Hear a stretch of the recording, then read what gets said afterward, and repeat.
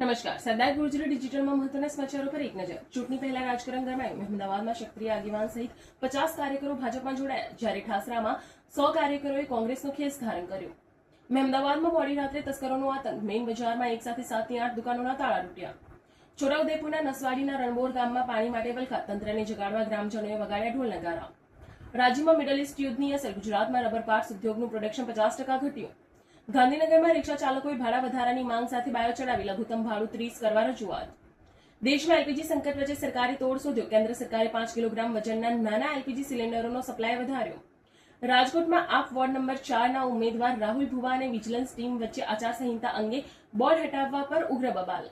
રાજકોટના સોની વેપારી સાથે બિહારમાં 25 કરોડની લૂંટ. કસ્ટમ અધિકારીઓના સ્વાંગમાં સોનું લૂંટ્યું.